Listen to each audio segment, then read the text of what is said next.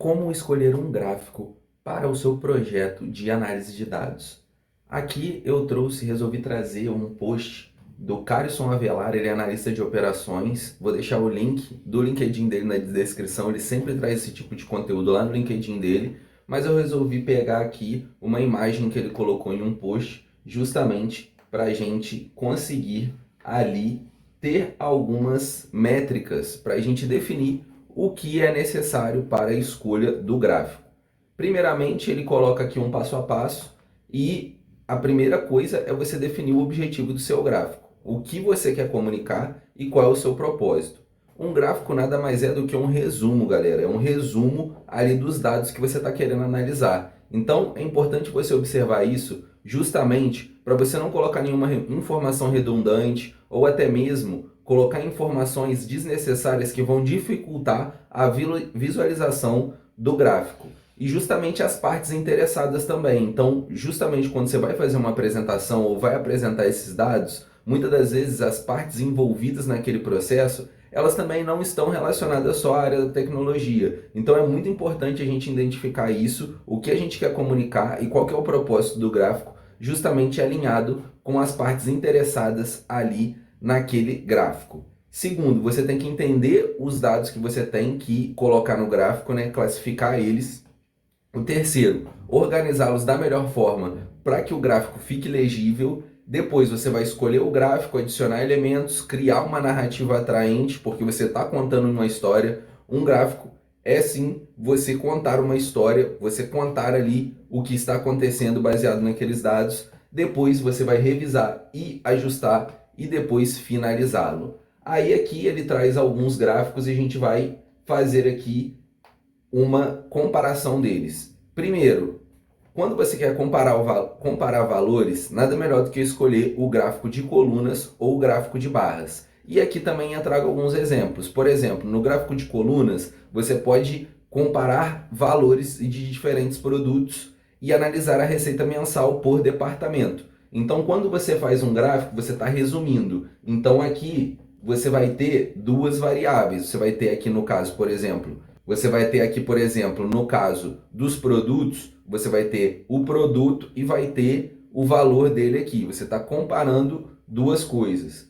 e mostrando os resultados aqui.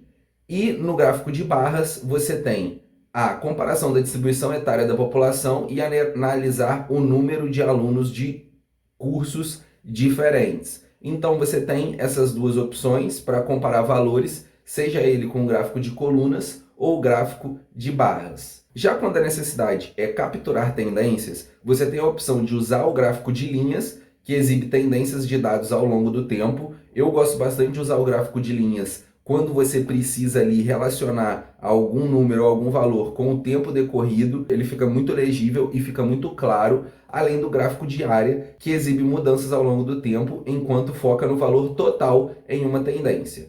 Já no gráfico de linha, você pode usar como exemplo o crescimento da receita de uma empresa ao longo do tempo e mostrar a evolução de períodos ao longo do tempo. O gráfico de área, você pode exibir o crescimento populacional ao longo do tempo e mostrar alguma tendência de engajamento nas mídias sociais ao longo do tempo. Então, quando você tem que considerar ali a área associada à informação, é justamente o gráfico de área que você tem que utilizar, lembrando que as duas opções são opções utilizadas para capturar tendências. Agora, quando você precisa analisar como os dados são distribuídos, você tem as opções do histograma e tem a opção da caixa estreita.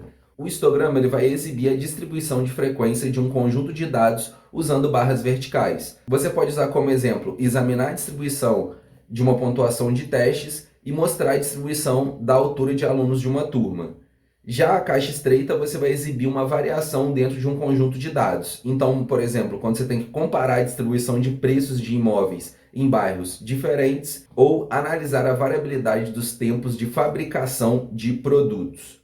Então, quando você tem um conjunto de dados ali mais bem definido e justamente quando você quer comparar a distribuição de preços ou até a variabilidade de tempo de fabricação, entre outros, você vai usar ali a caixa estreita. O terceiro ponto é quando você quer mostrar relações entre partes de um todo. Você tem o gráfico de pizza, que mostra tamanho dos itens em uma série de dados proporcional ao montante total. Você usa como exemplo quando você quer analisar a participação no mercado e comparar a contribuição de diferentes categorias, mas pode estar relacionado ali a mais de uma série de dados.